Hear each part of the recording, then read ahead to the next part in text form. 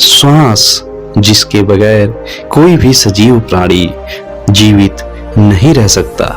श्वास ही है जो हमारे शरीर में ऊर्जा का संचार करता है। हमारे शरीर में जब तक सांस आती है तब तक यह शरीर जीवित रहता है। जैसे ही श्वास आना बंद हो जाती है हमारा यह शरीर मर जाता है। श्वास में कितनी शक्ति होती है, श्वास का हमारे मन के साथ क्या संबंध होता है, आइए श्वास की पूरी शक्तियों के बारे में जानते हैं और यह जानते हैं कि अगर हम श्वास को देखना सीख जाएं तो हम क्या क्या कर सकते हैं। इससे पहले कि आप वीडियो में खो जाएं, आप हमारे इस चैनल को सब्सक्राइब और हमारे इस वीडियो को लाइक जरूर कर दें। तो सबसे पहले ये कि आखिर श्वास को देखना क्यों? श्वास को देखने से क्या होगा? क्या हम श्वास को देख सकते हैं? बुद्ध ने कहा है, श्वास को देखते देखते तुम्हें यह दिखाई पड़ेगा कि श्वास तुम नहीं हो, तुम वहां हो जहां श्वास भी नहीं जाती। श्वास शरीर के लिए जरूरी है, तुम्हारे लिए जरूरी नहीं है। श्वास आत्मा और शरीर के बीच एक सेतु है, एक जोड़ है। इसलिए श्वास टूट जाती है तो आत्मा और शरीर का संबंध छूट जाता है, लेकिन इससे मृत्यु नहीं घटती, इससे केवल संयोग छूट जाता है। अतः श्वास के प्रति जागे रहो। अगर श्वास को देखते रहो, भीतर आई बाहर गई, भीतर आई बाहर गई, इसके प्रति होश को प्रगाढ़ करते जाओ। बुद्ध ने कहा है, तो एक दिन पाओगे कि तुम श्वास नहीं हो। जिस दिन यह जाना कि मैं श्वास नहीं हूं, उसी दिन तुम मृत्यु के बाहर हो जाओगे, तुम्हें अमृत का दर्शन हो जाएगा। गौतम बुद्ध ने आधारभूत रूप से इस बात का आग्रह किया था कि श्वास को देखना ध्यान और चैतन्य की ओर ले जाने का मार्ग है। श्वास अंदर गई, श्वास बाहर गई। श्वास जब अंदर गई तो यह हुआ अना, श्वास जब बाहर गई तो हुआ पान। अतः अनापान योग भीतर और बाहर जाती हुई श्वास को देखने का योग है। सबसे आसान और सबसे सरल विधि है। पतंजलि श्वास को तेज करना बताते हैं, कुंभक द्वारा श्वास को रोकना बताते हैं। प्राणायाम उतना सहज और प्राकृतिक नहीं है, उपयोगी है, बहुत उपयोगी है, पर अल्पकाल के लिए है, सीमा है उसके करने की। अब जैसे भस्त्रिका प्राणायाम में तेज श्वास चलती है, बहुत से लोग कहते हैं कि तेज श्वास चलती ही नहीं, थक जाते हैं, शक्ति ही नहीं बनती। लेकिन आज तक किसी ने ये नहीं कहा कि साधारण सांस लेते हुए हम थक जाते हैं। साधारण सांस में तो कुछ करना ही नहीं, सांस सहज से आ रही है, नींद में भी अपने आप सांस अंदर आ जा रही है, अपने आप बाहर जा रही है। आपको इसलिए क्या कुछ करना पड़ता है? क्या कोई उठक बैठक करनी पड़ती है? क्या कोई आसन लगाना पड़ता है कि सांस अंदर आए कि सांस बाहर जाए? सांस अपने आप से चल रही है। बुद्ध एक वैज्ञानिक है और विज्ञान तथ्य को पकड़ते हैं। हमारी सांस अपने आप से चल रही है, यह भी एक तथ्य है। जब तक मर न जाओ तब तक चलती है। तो जो सहज से श्वास चल रही है, इसी सहज से चलती श्वास को ही बुद्ध ने ध्यान में उपयोग किया। तो आइए जानते हैं कि श्वास को देखने का तरीका क्या है। किसी भी आसन में बैठ जाओ, शरीर हिले डुले नहीं, बस इस बात का ध्यान रखो, जो श्वास भीतर जा रही है जो श्वास बाहर आ रही है, सिर्फ आती जाती इसी श्वास को देखना है। सांस जब हम भरते हैं तो यह श्वास नली से होते हुए, फेफड़ों से गुजरते हुए हमारे पेट तक पहुंचती है। चूंकि पेट का हिस्सा बहुत बड़ा है, सीना हमारा बहुत बड़ा है, तो श्वास को वहां पकड़ना थोड़ा मुश्किल सा होता है। लेकिन नाक के दोनों छिद्रों द्वारा जब हम सांस लेते हैं तो यहाँ पर सांस को पकड़ना कोई भी मुश्किल नहीं है। सांस का भीतर आना और सांस का नाक से बाहर जाना, बस यही नाक पर पूरी चेतना को, पूरे ध्यान को टिका देना है।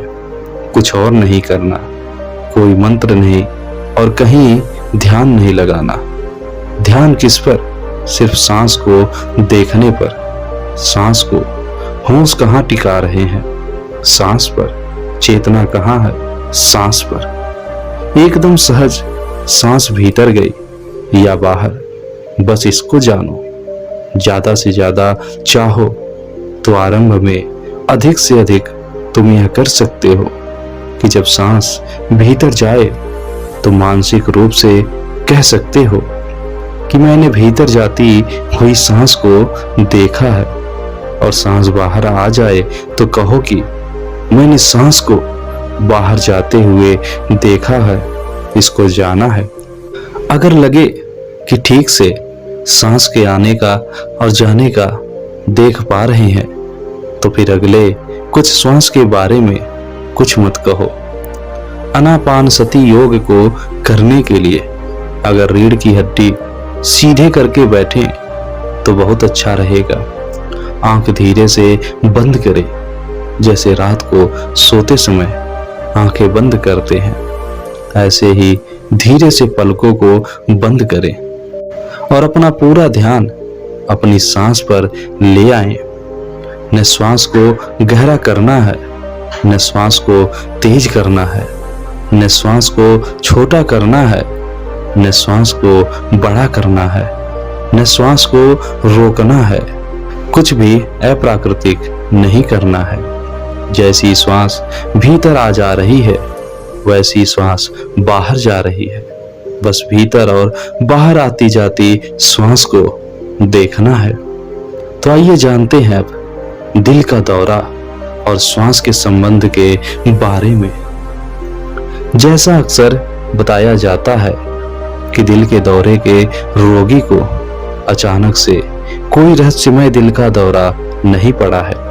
असल में वह काफी समय से तनावग्रस्त है, काफी समय से ज्यादा सांस लेता है, काफी समय से वह अपने क्षारीय बफर को घटा रहा है और बहुत जल्दी से थक जाता है। उसकी याददाश्त पीड़ित है, उसकी एकाग्रता कम हो गई है, उसकी ऊर्जा बहुत क्षीण है, लेकिन वह फिर भी किसी तरह से चल रहा है। अंत में केवल तभी रुकता है जब उसका दिल हड़ताल पर चला जाता है या जाने की धमकी दे देता है। श्वास के प्रति जागरूकता ध्यान के आवश्यक तत्वों में से एक है, जो उन मार्गों में से एक हो सकता है जो ध्यान को स्वास्थ्य के लिए फायदेमंद बनाता है। यदि हम ध्यान को विश्रांत रहना कहें तो चक्र पूरा हो जाता है और पश्चिमी चिकित्सा और पूर्वी चिकित्सा का अंततः अपने अपने सर्वोत्तम रूप में मिलन हो सकता है। आइए अब जानते हैं श्वास को देखने की विधि के बारे में। श्वास को देखना एक ऐसी विधि है जिसका प्रयोग कहीं भी किसी भी समय किया जा सकता है, और तब भी जब आपके पास केवल कुछ मिनटों का समय हो। आती जाती श्वास के साथ आपको केवल छाती या पेट के उतार चढ़ाव के प्रति सहज होना होगा, या फिर इस विधि को आप आजमा सकते हैं। प्रथम चरण, भीतर जाती श्वास को देखना। अपनी आंखें बंद करके अपने श्वास पर ध्यान दें। पहले श्वास के भीतर आने पर, जहां से यह आपके नासापुटों में प्रवेश करता है, फिर आपके फेफड़ों तक जाता है।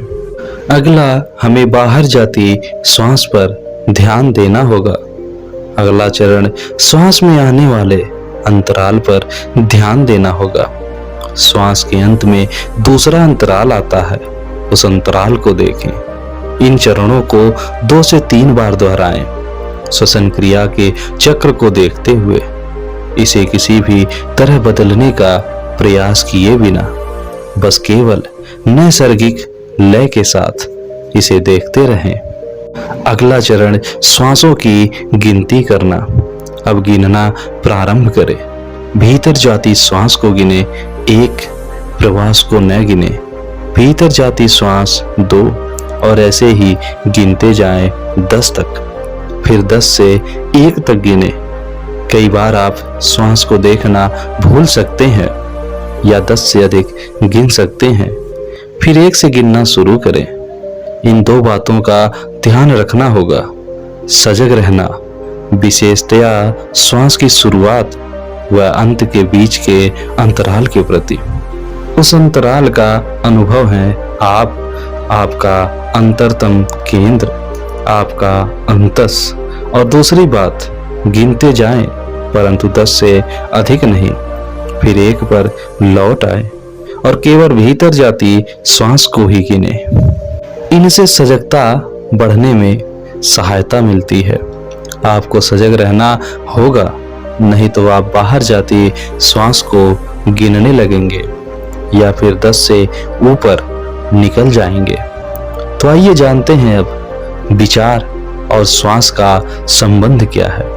हमारा अनुभव रहा है कि जब भी हमें विचारों से मुक्ति का अनुभव हुआ है, वे क्षण थे प्रेम के, ध्यान के, सुख और आनंद के। जब हम किसी उत्सव में शामिल थे या जब हम ध्यान में बैठे थे या कि हमारा प्रेमी हमारे पास था, तब हमारी श्वास की जो गति थी वह सामान्य श्वास की गति से भिन्न थी। तब श्वास एक अलग ही लयबद्धता लिए हुए थी। तो क्यों न हम श्वास की गति के साथ कुछ करें, श्वास की उस लयबद्धता को पाने की कोशिश करें। जब हम ध्यान या प्रेम में थे, तब जो लयबद्धता थी और जिसमें कोई भी विचार नहीं थे। गहरी श्वास शरीर के शिथिल होने में मदद करती है और शरीर का शिथिल होना मन के शिथिल होने में सहयोग करता है। मन का शिथिल होना यानी विचारों का शिथिल होना। गहरी श्वास और विचारों में अंतर संबंध है। गहरी श्वास होगी तो विचार नहीं होंगे, विचार होंगे तो गहरी श्वास नहीं होगी। श्वास अगर गहरी होगी तो विचार ढीले पड़ने शुरू होंगे, क्योंकि शरीर शिथिल होगा जैसा नींद में होता है, तो मन भी शिथिल होने की ओर अग्रसर होगा। इसके लिए आप बैठ जाएं या लेट जाएं, आंखें बंद कर लें और शरीर को ढीला छोड़ दें, शिथिल होने दें, श्वास को गहरी होने दें। जैसे नींद में जो श्वास की स्थिति होती है, श्वास नाभि को छुए यानी पेट ऊपर नीचे हो, शरीर शिथिल और पूरी तरह विश्राम में होगा, तो श्वास स्वतः ही गहरी होने लगेगी। श्वास अपनी लयबद्धता में चले, उसे चलाना नहीं है। श्वास के इन प्रयोगों से पहले शरीर को थकाना उपयोगी होगा, जैसे कोई खेल खेलना या नृत्य करना। वह कार्य जिसमें पसीना निकले तो शरीर को विश्राम में ले जाना और श्वास के उस लय को पाना और भी आसान हो जाता है। आंखें बंद, शरीर शिथिल, श्वास गहरी और सारा ध्यान आती जाती श्वास पर, सारा ध्यान श्वास पर लगा दें। यहाँ विचार हमें परेशान नहीं करेंगे, क्योंकि गहरी श्वास के साथ उनका टिकना संभव नहीं है। दूसरे हम विचारों के साथ कुछ नहीं कर सकते हैं, उनसे ध्यान हटाकर श्वास पर लगा रहे हैं। हमारा सारा ध्यान मस्तिष्क में होता है और मस्तिष्क सोच विचार का केंद्र है। अतः हम सतत सोच विचार में ही लगे रहते हैं तो हम मस्तिष्क से ध्यान हटाकर श्वास पर लगा देंगे तो आपके विचार रुक जाएंगे, क्योंकि श्वास सोच विचार नहीं करती है। विचारों के पास अपनी कोई शक्ति नहीं होती, उनकी कोई जड़ें नहीं होती। हमारे ध्यान देने की ऊर्जा से ही वे जीवित रहते हैं। यदि हम उन पर से अपना ध्यान हटा देंगे तो वे कमजोर होना शुरू हो जाएंगे। अतः विचारों से ध्यान हटाकर आती जाती श्वास को देखना है। देखना है मतलब श्वास बाहर जा रही है, श्वास भीतर जा रही है, इसका पूरा ध्यान रखना है। मन में दोहराना नहीं है। धीरे धीरे हमारी श्वास एक लयबद्धता लिए गहरी होने लगेगी, और जैसे ही हमारी श्वास गहरी और लयबद्ध होगी, ज्यादा से ज्यादा प्राणवायु यानी ऑक्सीजन हमारे शरीर में प्रवेश करेगी, जो हमें जगाए रखेगी। हमें उबासी क्यों आती है, जिससे हम मुंह खोलकर श्वास लेते हैं? क्योंकि विचारों में व्यस्त रहने के कारण हम पेट से श्वास नहीं लेते।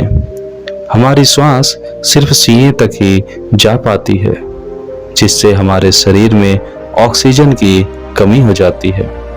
और जब भी शरीर में ऑक्सीजन की कमी होती है तो सुस्ती छाने लगती है। अतः शरीर पूरा मुंह खोलकर गहरी श्वास लेकर ऑक्सीजन की आपूर्ति करता है। यदि हमारी श्वास गहरी होगी तो शरीर में ऑक्सीजन की कमी नहीं होगी, जिससे तनाव व सुस्तीपन नहीं होगा और हम हमेशा ताजा और हमेशा हम ताजगी से भरे रहेंगे। तो आइए अब जानते हैं कि श्वास व योगासन में तालमेल कैसे स्थापित करें। कोई भी योगासन करते समय यदि आप अपने शरीर को फैला रहे हैं तो सांस अंदर लें। जैसे कि यदि आप योगासन करते समय अपने हाथों को फैला रहे हैं अथवा पीछे की तरफ झुक रहे हैं, तब सांस अंदर लें। कोई भी योगासन करते समय यदि आप अपने शरीर को सिकोड़ रहे हैं, तब श्वास को बाहर छोड़ें। जैसे कि यदि आप योगासन करते समय आगे की ओर झुक रहे हैं अथवा मुड़ रहे हैं, तब श्वास को बाहर की ओर छोड़ें। योगासन करते समय तब तक सांस को न रोकें जब तक आपको इसके लिए कोई निर्देश न दिया गया हो। यदि आप योगासन करते हुए श्वास को रोक रहे हैं तो इसका अर्थ यह है कि आप आसन में पूरी तरह विश्राम नहीं कर रहे हैं। योग शरीर व मन का विकास करता है। योग के शारीरिक और मानसिक लाभ हैं, परंतु इसका उपयोग किसी दवा आदि की जगह नहीं किया जा सकता। श्वास पर ध्यान केंद्रित करके आप मुश्किलों में भी योगासनों में भी विश्राम कर सकते हैं। आप मुश्किल से मुश्किल योगासनों में भी विश्राम कर सकते हैं। आप विपरीत शलभासन या नौकासन जैसे मुश्किल आसनों में विश्राम करने के बारे में भी सोच सकते हैं। यह बिल्कुल मुमकिन है। आप आसन करते हुए बस अपनी श्वास पर ध्यान दें। ऐसा करने से मन शांत हो जाता है, जिस वजह से आप किसी भी योगासन में विश्राम कर पाते हैं। मन और श्वास में समन्वय स्थापित करने का एक और फायदा है योग करते हुए मन को वर्तमान क्षण में लाना। ऐसा बहुत बार होता है कि जब आप योग कर रहे हैं आपका मन कहीं और ही चला जाता है। ऐसी स्थिति में मन को वर्तमान क्षण में लाकर आप अपने योगाभ्यास को सुधार सकते हैं। श्वास पर ध्यान देने से आप अपने योगाभ्यास में 100% लगा सकते हैं। इसके अतिरिक्त योग करते हुए एक हल्की सी मुस्कान बनाकर रखें।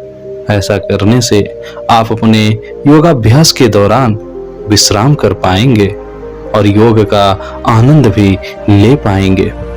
विपश्यना साधना में श्वास को देखना आनापान कहलाता है। विपश्यना साधना जिसे गौतम बुद्ध किया करते थे। विपश्यना आत्मनिरीक्षण की एक प्रभावकारी विधि है। इससे आत्मशुद्धि होती है। यह प्राणायाम और साक्षी भाव का मिला जुला रूप है। दरअसल यह साक्षी भाव का ही हिस्सा है। चिरंतन काल से ऋषि मुनि इस ध्यान विधि को करते आए हैं। भगवान बुद्ध ने इसको सरलतम बनाया। इस विधि के अनुसार आप अपनी श्वास को देखना और उसके प्रति सजग रहना होता है। देखने का अर्थ उसके आवागमन को महसूस करना होता है। कैसे करें विपश्यना साधना? विपश्यना बड़ा सीधा सरल प्रयोग है। अपनी आती जाती श्वास के प्रति साक्षी भाव। प्रारंभिक अभ्यास में उठते बैठते, सोते जागते, बात करते या मौन रहते किसी भी स्थिति में बस श्वास के आने जाने को नाक के छिद्रों में महसूस करें। जैसे अब तक आप अपनी श्वासों पर ध्यान नहीं देते थे, लेकिन अब स्वाभाविक रूप से उसके आवागमन को साक्षी भाव से देख रहे या महसूस कर रहे हैं कि ये श्वास छोड़ी और ये श्वास ली। श्वास लेने और छोड़ने के बीच में जो गैप है उस पर भी सहजता से ध्यान दे। जबरन यह कार्य नहीं करना है। बस जब भी ध्यान आ जाए तो सब कुछ बंद करके इसी पर ध्यान देना ही विपश्यना है। विपश्यना की सील पालन के पश्चात आनापान दूसरी महत्वपूर्ण सीढ़ी है। आनापान यानी विपश्यना साधना के लाभ क्या क्या होते हैं? इसको करने से मन एकाग्र होने लगता है। मन से भय, चिंता, तनाव दूर होने लगते हैं। मन से घबराहट जाती रहती है। हमारा पढ़ाई में मन लगता है और इसमें खूब प्रगति होने लगती है। हमारा खेल कूद व विविध कलाओं में कुशलता आने लगती है। कोई भी बात समझने और समझाने की शक्ति बढ़ जाती है। हमारा आत्मविश्वास बढ़ता है, सजगता बढ़ती है, आपसी सद्भाव बढ़ती है, मन खूब सबल हो जाता है। सबसे बड़ा लाभ तो यह है कि जीवन में जब कभी कोई कठिनाई आए, फट सांस पर काम करना शुरू कर दें। इससे तुरंत लाभ मिलना शुरू हो जाएगा। किसी सार्वजनिक सभा में बोलने से पहले यदि 1-2 मिनट तक श्वास को जानते रहें तो मन अत्यंत स्थिर हो जाता है और बिना किसी घबराहट के धारा प्रवाह बोल सकते हैं। कभी मन भटक रहा हो, बेचैन हो रहा हो तो आनापान करने पर आपके मन से भटकाव और बेचैनी दूर हो जाती है। वर्तमान में जीने का अभ्यास दृढ़ होने लगता है। बिना किसी प्रयोजन के भूतकाल में लोट-पोट लगाना अथवा भविष्य की चिंता करते रहना हमें दुखी ही बनाते हैं। यदि किसी से खटपट हो जाए और क्रोध उभरने लगे तो देखेंगे कि सांस तेज हो जाती है। इस तेज श्वास को देखने लगेंगे तो देखते देखते ही आपका गुस्सा शांत हो जाएगा। छोटी उम्र में बच्चों को धूम्रपान या अन्य किसी प्रकार का व्यसन लग जाए तो यदि वह इनकी तलब लगने पर थोड़ी देर आनापान का काम करें तो इन व्यसनों की पकड़ ढीली पड़ने लगती है। यानी कि हमें थोड़ी देर विपश्यना साधना अवश्य करनी चाहिए ऐसे किसी भी तरह के व्यसन को छुड़ाने के लिए। तो दोस्तों, यदि आपने यह पूरा वीडियो देखा है तो आप यह जरूर समझ पाए होंगे कि हमारे श्वास का मनोविज्ञान क्या है और यह कैसे कार्य करता है और यह कितना अधिक शक्तिशाली होता है। इसी श्वास के माध्यम से ही एक साधारण पुरुष एक महामानव, एक महापुरुष में बदल जाता है। इतनी ताकत होती है हमारे विश्वास में, हमारे श्वास में। दोस्तों, हमारे श्वास के अंदर बहुत ही ज्यादा ताकत होती है और विपश्यना साधना भी बहुत ही विश्वसनीय और एक महत्वपूर्ण साधना है जिसे हर मनुष्य को अवश्य करनी चाहिए।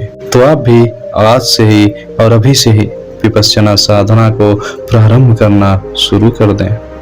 तो दोस्तों, इस वीडियो में बताए गए श्वास के इस मनोविज्ञान के बारे में आप अपनी राय दे सकते हैं कमेंट बॉक्स में कमेंट करके। और अगर यह जानकारी आपको पसंद आई हो तो इसे लाइक करें और अपने दोस्तों, अपने परिवार वालों के साथ भी शेयर अवश्य करें। और हमारे इस चैनल को सब्सक्राइब करना ना भूलें, क्योंकि इस तरह के कंटेंट्स हम आपके लिए लाते रहते हैं। वीडियो को पूरा देखने के लिए दिल से आपका धन्यवाद। जय हिंद, जय भारत।